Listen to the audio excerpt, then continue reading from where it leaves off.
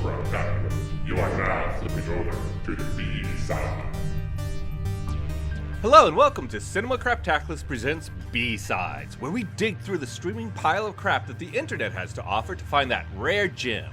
And if you're listening to us, please rate us, give us a review. It really helps get the Craptaculous word out there. And, who doesn't want to hear the word of the Craptaculous Lord? Ooh, I'm going to hell for that one. Anyway, this is Dave, and with me are my uncrappy co-hosts, Tara and Adam. Grab a drink, sit back, and don't relax, because tonight we're talking about the New Zealand-possessed murdering lazy boy from New Zealand, Killer Sofa. Here's how Wikipedia describes this movie. Wikipedia. Yeah, that's right, Wikipedia, everybody. Jack, you know what? IMDb was not ready for this yet, so that's what happened. Well, IMDb was like, a sofa kills people. And you're like, well, there's nothing to steal from there. No, okay, fine. Okay, Wikipedia says, Jack, a disgraced rabbi, comes across a reclining chair containing I forget what the dybbuk? A dybbuk? Dybbuk. Yeah. It's a demon. Dybbuk. It's inside. Anyways, after the recliner is sold to Francesca, Jack, alongside his voodoo sorceress partner, must try to find out where it was delivered. Meanwhile, the recliner becomes obsessed with Francesca and starts murdering anyone who gets close to her out of jealousy due to a previous relationship.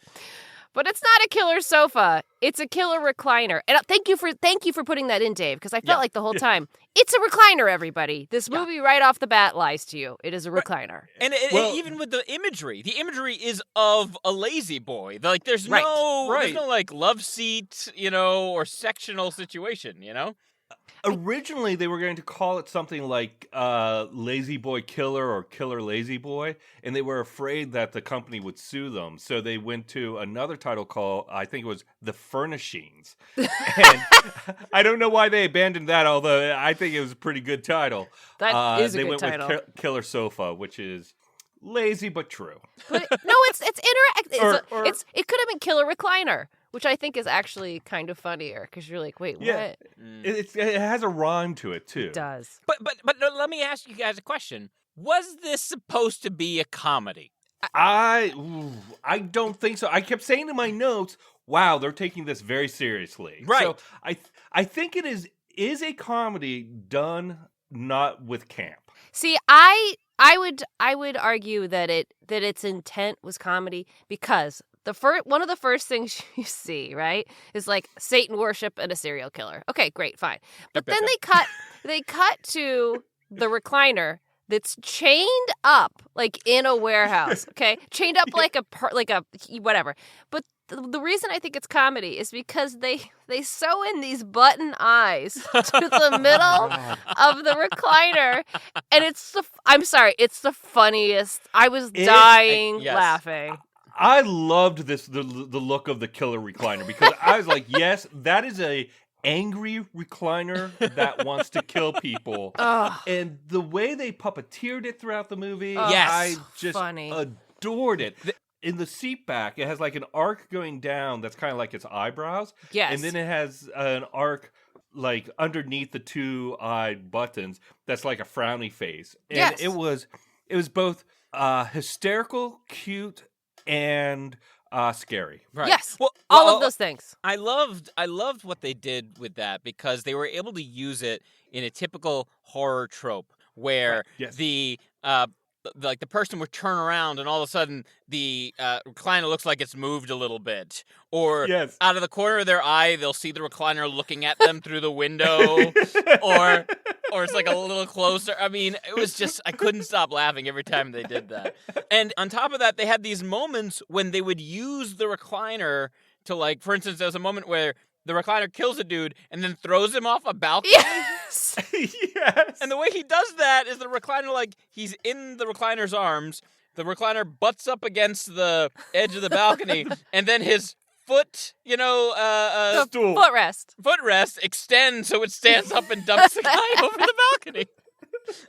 I'm like, that's brilliant. Brilliant. I'm Good sorry. writing. It was so. The best part though too is like when the recliner moves and the person doesn't see it, right? When it's like being ominous, it also makes a chair sound. It's like grrr, Yes, that's right. It's like if you heard that sound, you'd be like, I think the chair is moving, or somebody's moving the chair. Oh, that made me laugh. I thought that was brilliant. So I would argue that if they didn't put a face on the recliner, it would be more like ominous. But they put a freaking face on it, and it was a comedic face. So I think that it was supposed to be campy. And if it wasn't supposed to be, too bad. They succeed. Too bad. That's what happened. They tamed it anyway. They did it. Yeah, when I said not campy, I think I meant not like over the top, but it was kind of campy and it was kind of over the top. So don't listen. I don't know what camp means except for it's where you go if you want to be killed by Jason Voorhees.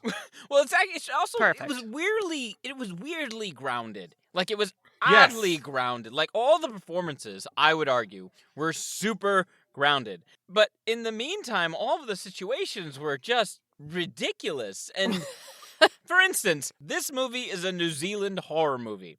And what I love about this movie is its representation. And here's why. Never before has an elderly Midwestern Jewish man been the focal point for spiritual unrest in any movie ever. Like, ever. Like, this, like, very simple, frumpy Jewish man from Ohio who now lives in New Zealand and who's married to, they called it in the Wikipedia article, a voodoo sorceress. Voodoo sorceress. Ugh, like, that was all sorts of just not great. And they're the ones who understand that a creature of some kind, it's called a dybbuk, I think, has somehow possessed this recliner. Right. And is murdering people because of it. But I was going somewhere else with that, but now I'm just stuck on that image of the old Jewish man is staring at clearly a headshot of somebody who's supposed to be his father and is like, Dad, I'm doing my best to rid New Zealand of Jewish devils. And I'm just like, what is happening? Adam, I think you were saying, and I was going to say, like, I think you're saying it's like the groundedness of the scenes, but then the ridiculousness of it. It opens after this as like with a girl in a red dress dancing. Okay?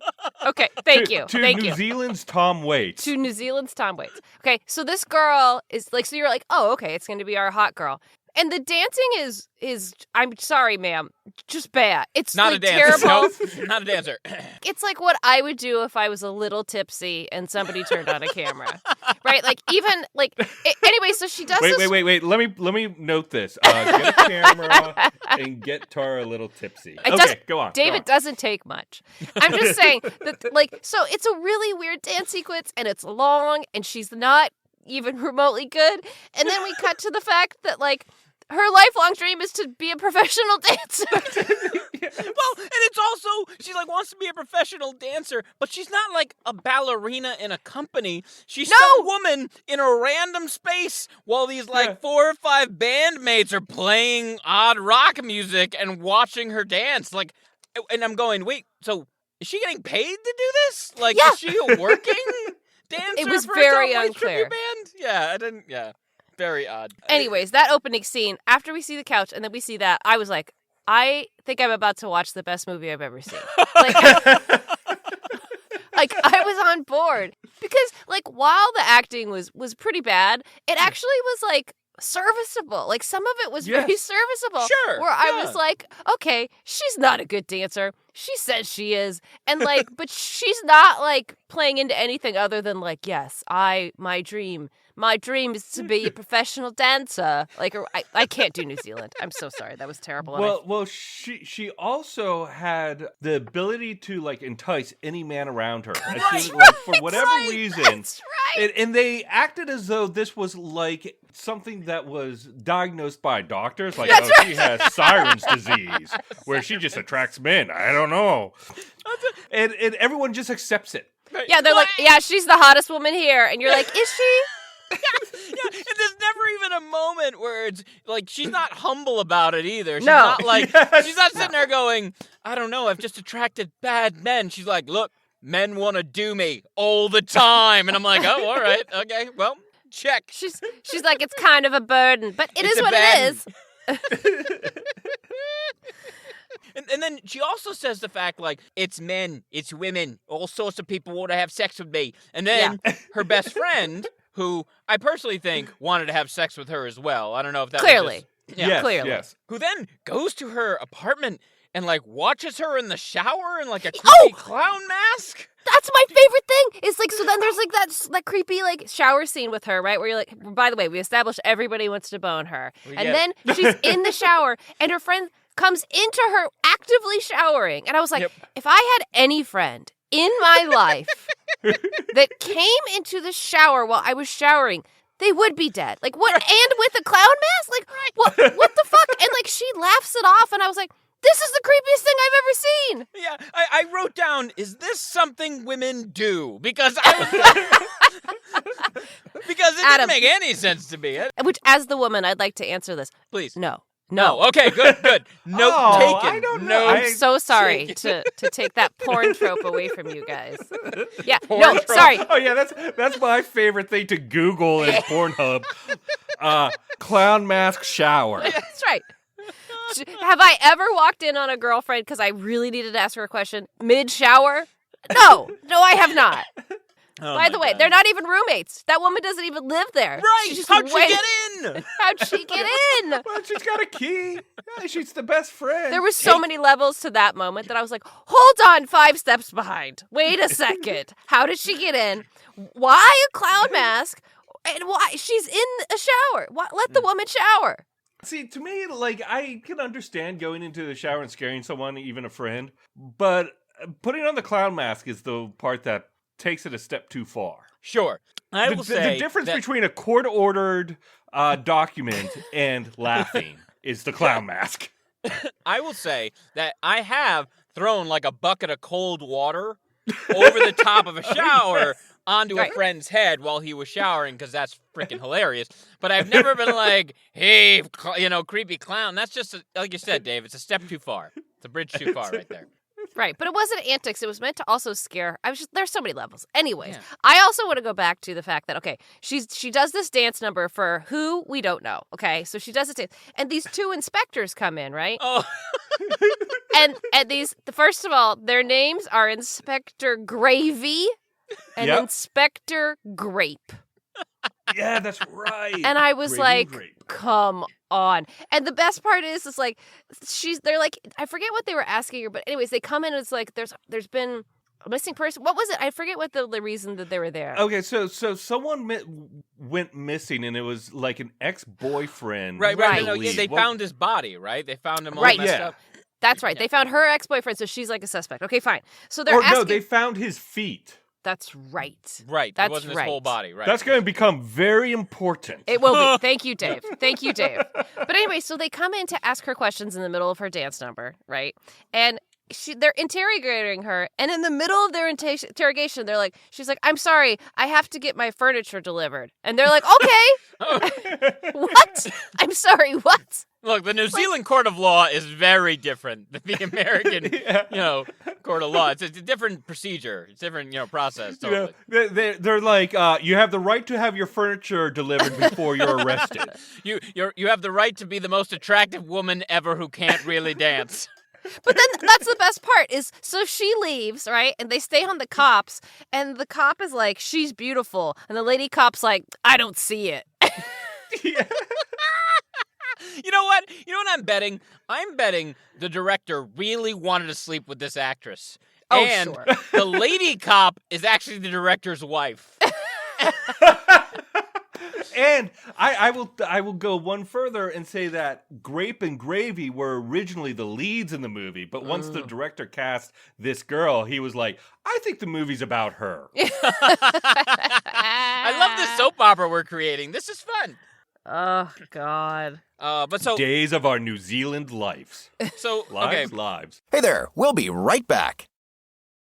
And now, back to the show. So the plot of this movie is Francesca, the girl in red, gets this chair delivered to her place, which is somehow, and I'm saying this for you and me and the people at home, because I want to make sure I understand this.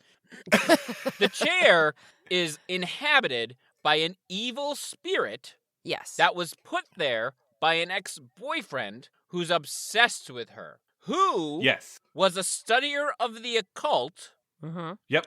Who was focused on the girl in red, Francesca's great-great-grandmother. Yep.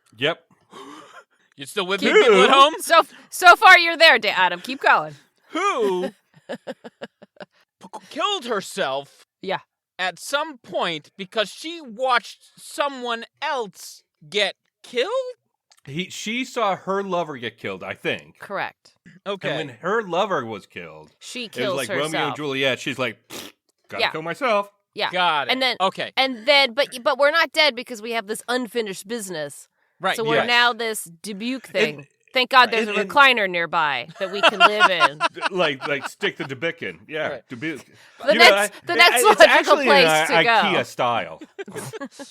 Something I will say about this plot is I wanted more of the demonic YouTube guy who was telling us all about. So an expositionary tool they use in this movie is there's a guy who has an occult YouTube page who is just like at times he's like, look everyone, the way the occult works is blankety blankety blank, and he's got this bald cue bald head. He's in like a 3-piece suit, and he's just.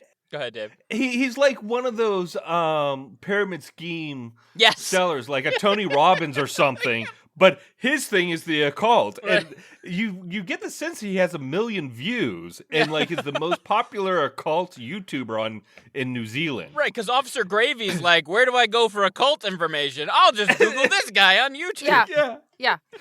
And Jack, the rabbi from Ohio, that's apparently his. Even though his family deals in the occult, and his legacy is being kind of a occult person, he has to do all his research with this YouTube guy. Yeah. You know what? You need to have sources, Dave. You gotta do a little backup of your data. Look, the investigative prowess of these people is highly questionable. Like Officer Gravy, there are these moments when he's on the computer and he's like, how do I investigate this murder? I'll click on the folder that says clues. Oh, those oh God, we were gonna get to that. I was gonna talk all about this. My favorite thing is like the prop people or whoever. It literally, the files say like clues, evidence, cases. It's like, wait, what? That's how nothing must happen in New Zealand because he's got a file folder called clues. And there's only like 7 in it. Only 7 clues. Well, there was also that same moment where Gravy and Gray put pictures up onto a whiteboard and then go, finally, things are starting to make some sense. Yeah.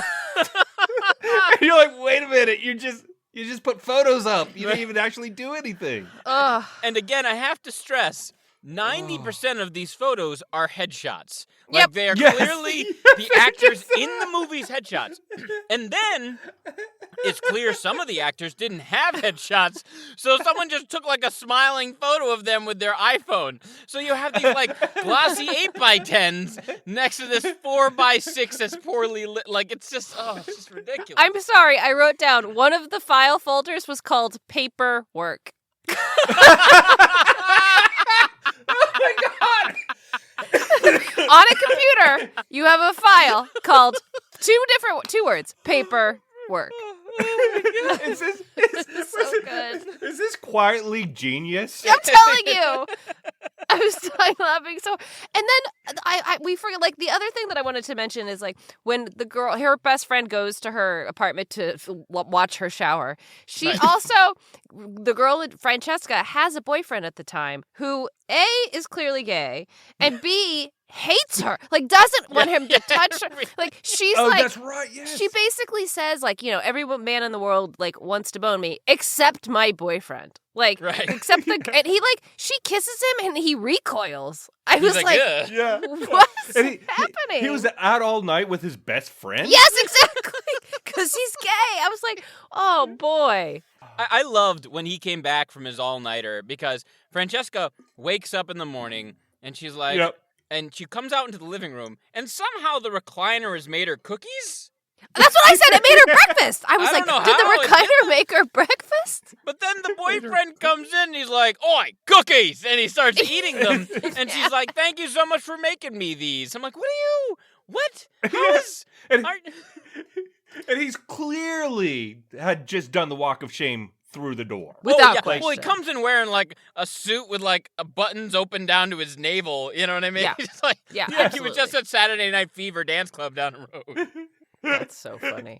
So then the chair kills the boyfriend, and instead of calling the ambulance, she calls her best friend. Yes! Yes! I was like, guys, you gotta come over here. My boyfriend's dead. And she's like, "Oh, the gay one? Yeah." And then she comes over and like they leave. They leave the crime scene of the dead boyfriend. I was so confused on like the writer being like, "And then this happens." Like, what is the No love. It does matter. It gets us to the next scene. Right. Yeah. But I did, like, the question that was never answered for me that I think was important at the beginning, which, again, is, A, why did she order an old recliner? Like, the recliner wasn't, like, a nice, like, beautiful piece of furniture you're excited to... Like, why did she get it? And why is it there?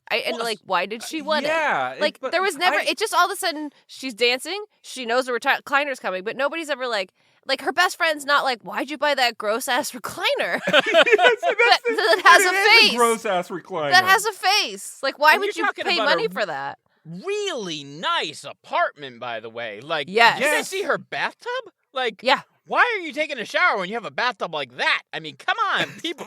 The beautiful view of, I guess, the New Zealand Bay. I don't know if there's a bay in New Zealand, but it was like, beautiful. There must be. It's an island. Right. Yeah. It makes sense to me. But yeah, in the middle of it is, like you said, Tara, it's a sofa from the 1970s. I'm sorry, a recliner from the 1970s. Oh, yeah. Now. It's just gross. And it looks like the type of recliner you'd find on the street, and if you were still in college, you'd take it home. Yes. In fact, I've done that. I have done that. Yes. Oh, you both make such... I was like, I would never do that. I never did that. That's gross. That's the difference between a college-age man and a college-age woman. I'm like, yeah, if college-age women are too busy, like, putting on clown masks and jumping in the shower with their friends. At least we're trying to get clean, Adam. At least we're staying clean. Trying. But then I think my favorite part of this whole movie is, okay, so, like, boyfriend's dead, whatever. She's having, like, she's sad. It's the middle of the night. She's sitting in the recliner. And there's a full-on erotic love scene with the recliner. Yeah. And, like... But they do it without really showing anything. Exactly. Like, basically, she pets the arm and, like, closes her eyes and moans. And you're like, wait, what's erotic about this? Yeah, there are really weird moments of eroticism in this movie. Like, so weird. Like, when her stalker comes over, because she has a stalker, by the way, who happens to be, like, the best friend's cousin. Which I thought was really odd. Yeah. Like, at no point the best friend was like, "Oi, stop fucking with my friend." She just lets the stalking happen. But you're like, "Oh, that's my cousin. He's real creepy." Yep. Yeah. So the guy comes over while she's out, puts multiple hidden cameras or collects data from multiple hidden cameras around her apartment, and then finds, was it like a bra or something? Bra and a hat. Bra and a hat. Puts the bra and the hat on the mattress. Oh, God, that's covers right. himself with the blanket, and I guess humps the shit out of the bra and the bra. hat. Yes. Which then causes the creepy-ass sofa to be like, "Hey, if anyone's gonna fuck a bra and a hat, that's me." And he comes in there. What was even more disturbing about that is he put the bra down and then the hat in a way that he made the hat look like a mouth. Yeah, exactly. And then it was like the number of faces and inanimate objects in this movie it's probably pretty astounding. It's probably like finding Mickey ears in Disneyland. Right. Oh my God, that was such. And then the recliner's like, "I'm not putting up with this." Yeah. He kills him somehow. I forget how he kills him, but he. What was that when the coil came out? Yes, it's when the coil comes out and he coils him. No, that's the ways in which this recliner then kills people, like with a coil or with like smashing or just like angry eyebrows. Like they're so. Oh God! I feel like sidebar. At least I should. I don't know about you guys. On our website, we should post my notes from this movie because I have so many notes. Like she's so sexy and she can't help it, guys. I get it. And like, Guys, I get it. and like, ha. Yes, we have to do that. Oh, Send them to me. I'll put them up. God, it's Or like make it as a posting. Yeah. And like I have so many times like the evil recliner is killing me. I'm dying. Like this is Oh God, sorry to get off track. My favorite thing about the recliner was when it started talking. Okay. Oh yeah. The little split thing started moving, like the mouth arc started moving, and he's like, so basically the recliner's possessed with the man, the great grandmother's lover. Yes. I forget his name, Right. but she was Valerie, and the recliner moves over to some pipes or something, and he's like, Valerie. Yeah. And then Francesca can hear him through the pipes. Right, in Like, another Valerie. apartment. He's not in the same apartment with her. No, that's right, he's not. She's across town, and she's like, Yeah. I love you, Valerie. Yeah. Yes. And it's a close-up of the back of the recliner up against the pipes with a little puppeteering going, Oh God, it's so good. so smart. So when the recliner kills like the weirdo cousin, like and whatever, they come back. Francesca and her friend come back, and there's like blood on the ground, and the Inspector Gravy gets there, and there's people screaming. But the first thing he does, he gets to the door and he sticks his finger in the blood on the floor, and then he runs in to where people are screaming. This guy is the New Zealand's finest. I mean. Hey, look, he checked all of his clues in his clues folder, and this is the best he could do, damn it. I don't know how much paperwork he had to do before he got there that day. We know he's not a good cop because later, when he finds some random dude who helped her ex-boyfriend do the ritual, right? Remember, like the veterinarian. Right. He's like, all right, so what happened? And the guy was like, oh, he asked me to cut his legs off. And, I figured the less I know, the better. And I'm like, wait, Yeah, what? Yeah, what? Arrest that man! Arrest him! And Gravy's like, hey, I hate when my friends do that to me. It's like, what is... Well, there was also a contract. I had him sign a contract saying I was not liable for what I was doing. legs off! Oh, You think that's going to hold up in court? Well, I guess it will. It's New Zealand. Jesus. And then, oh my God, this series of notes I have from the scene of him. First of all, we were wrong.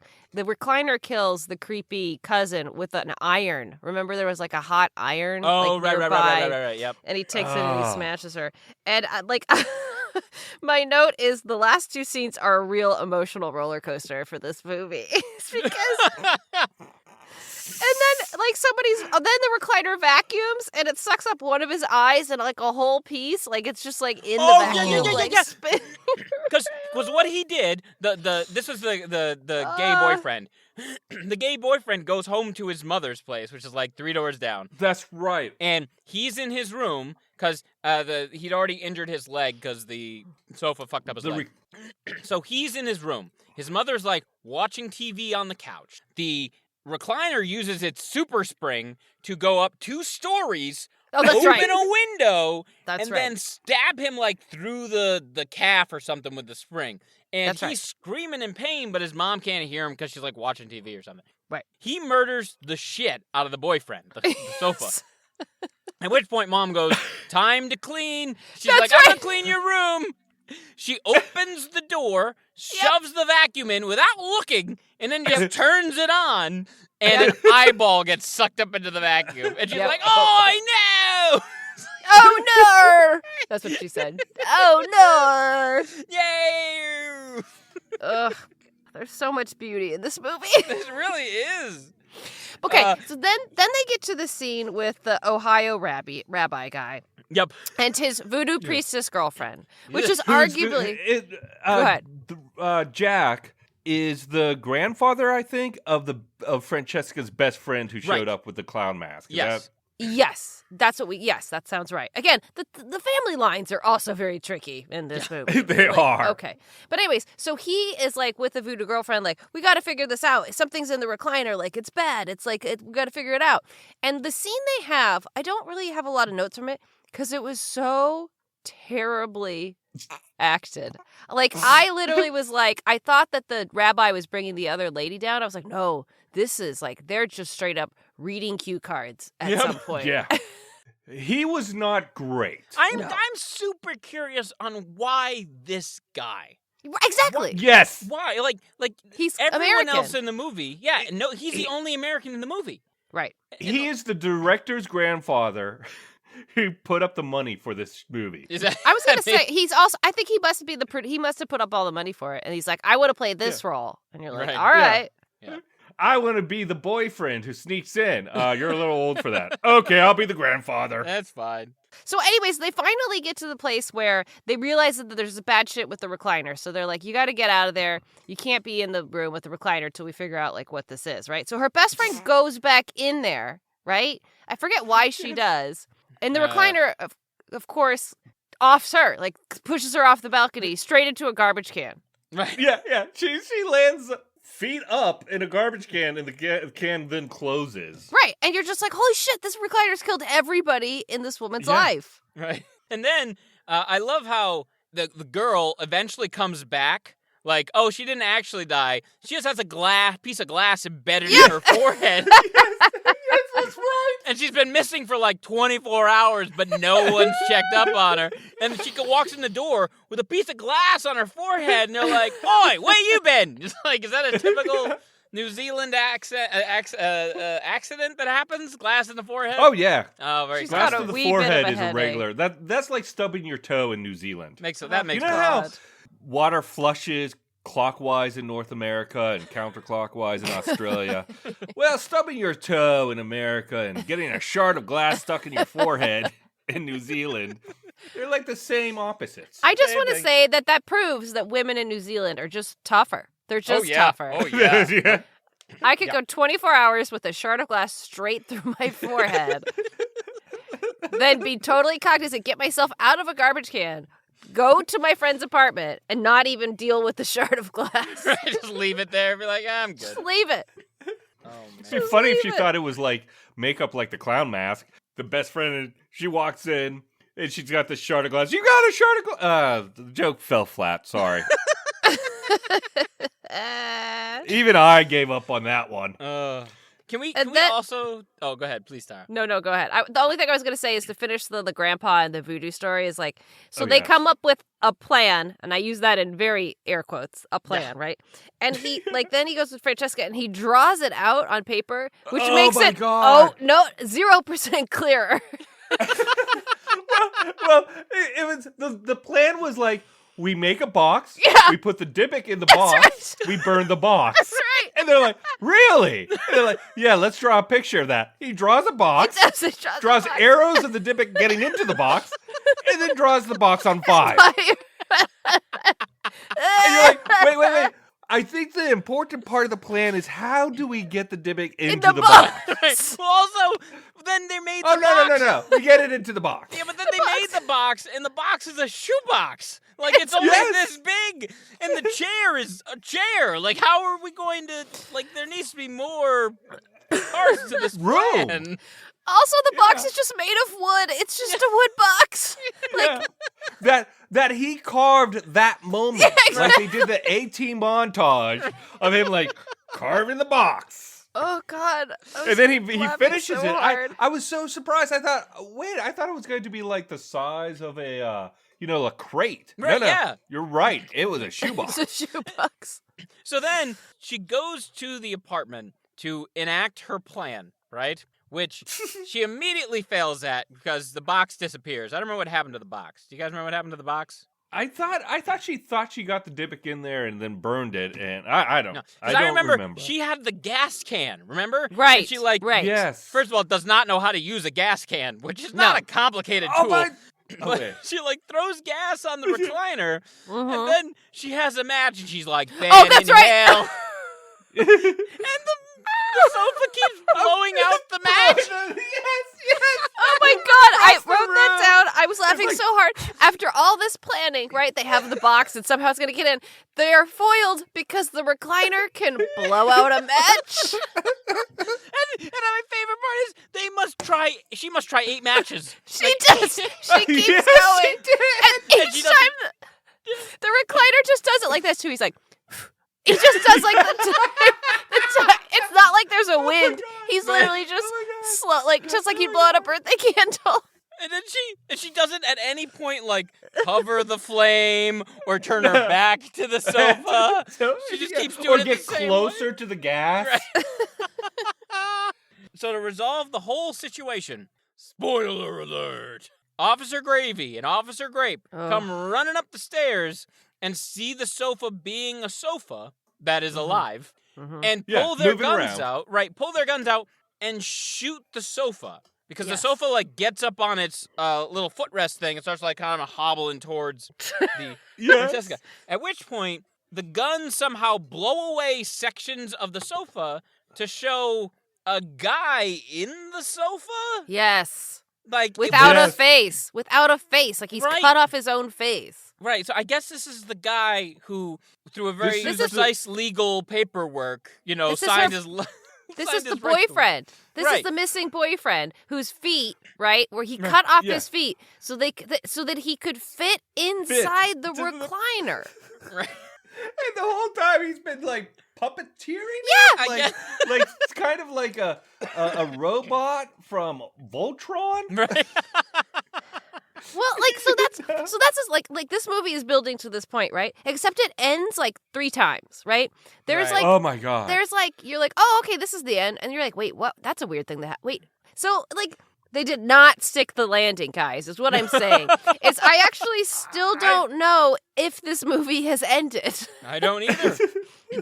What happens? I mean, they reveal that it's the ex-boyfriend. He was possessed or bringing back to life the great grandfather, and he was him, and he was trying to get Francesca to turn into Valerie so that they could reunite, and ultimately they do that because Gravy gets possessed by the great grandfather and falls in love with, naturally, Francesca. Which we see in a scene of him doing push-ups, by the way. Yeah, also there's that, too, by the way.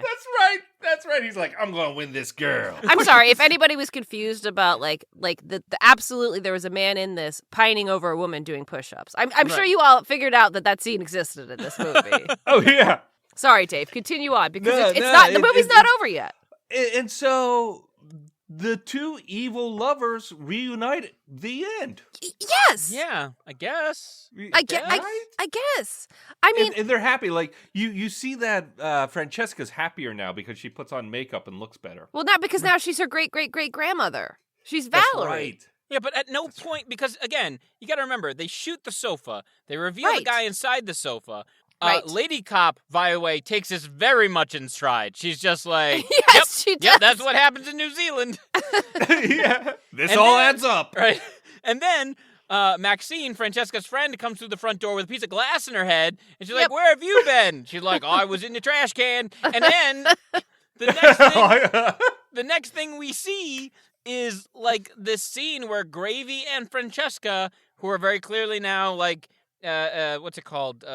Possessed by these spirits, are dancing and cavorting, and they're we're gonna do it now, and I guess the movie ends. What happened to Lady Cop? What happened to Maxine? What happened to Jewish Rabbi who had heart problems? There's so many questions. There's so many. But also, my number one question is okay, so this crazy occult guy cuts off his feet and sews himself into a recliner.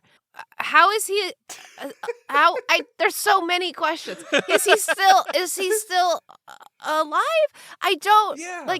I feel the reveal of a person being inside that recliner was such a letdown. I feel Agreed. To me, Agreed. I thought it was such a let up. Really? I was I thought.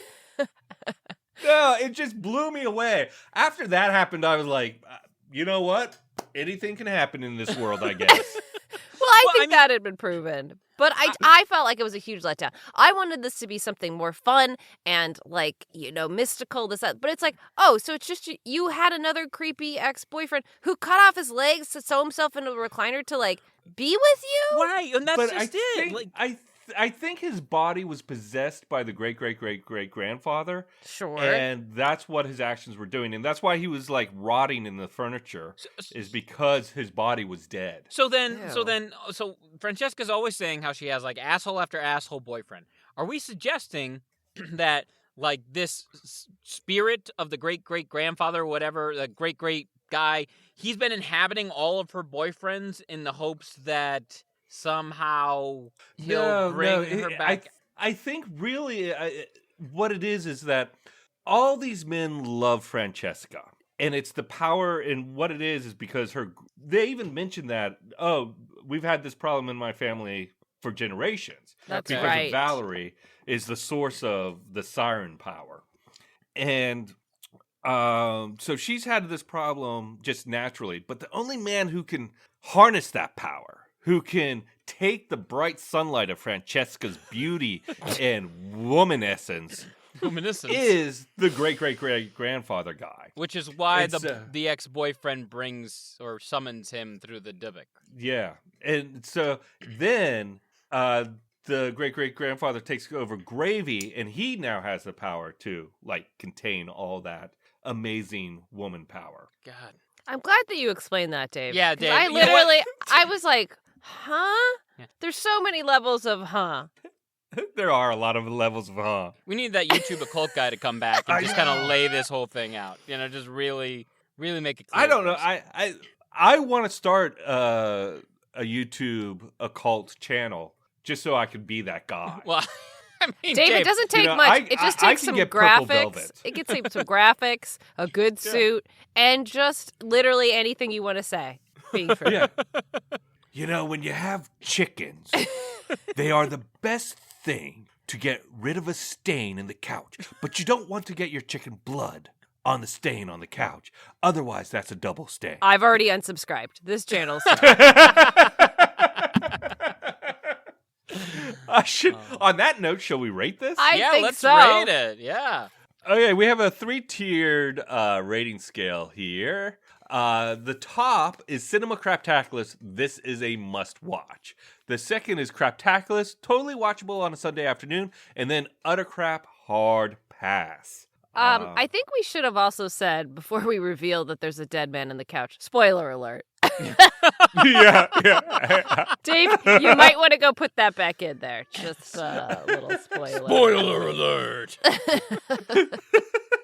I'm just gonna take that clip and put it right before that, and then when we get to this point in the podcast, people will go, "Oh, that's where that's from." That makes sense now. That it actually follows the plot line of the movie quite well, or at least the reveal strategy of the movie. You just stick a scene in once in a while. It doesn't necessarily make sense, but you'll figure it out eventually. Yeah, you'll get there. All right. Well, I'll go first since I was already talking about this. Look, I had so many notes about this. I have to admit, I really had fun watching this terrible movie. And I would say, here's it's going to be a split rating, and that's what it's going to be.